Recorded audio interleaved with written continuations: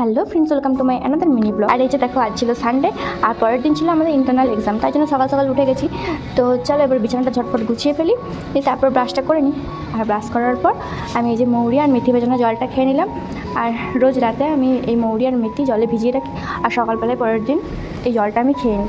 চলো এরপর ঝটপট করে পড়তে বসে পড়ি, যেহেতু কাল ইন্টারনাল আছে। আর তারপর দেখলাম আমার বান্ধবী আমার জন্য চিকেন প্যাটিস নিয়ে এসেছে, তো সেটাই খাওয়া দাওয়া হচ্ছিলো।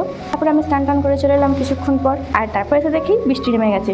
তখন থেকে আমি বসেছিলাম যে কখন বৃষ্টি নামবে, আমি একটুখানি ভিজবো তারপর স্নান করবো, বাট না, আমি স্নানটা করলাম তারপরেই বৃষ্টি নামলো। তো তারপর এক ঘুম ঘুমানোর পর আমি আর আমার বান্ধবী বিকেলের বেলায় উঠলাম, ওটা তারপরে যাচ্ছিলাম ফুচকা খেতে। আর এত বৃষ্টি নেমে গেছিলো, সবাই বৃষ্টির মধ্যেও ফুচকা খাচ্ছিলো। তো যাই হোক, ফুচকাটা খেয়ে নিলাম।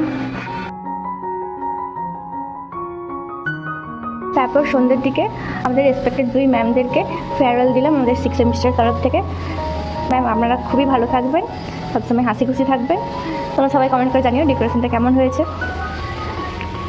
তো চলো আজকের মতো এটুকুই, দেখাবে নেক্সট ভিডিও, টাটা।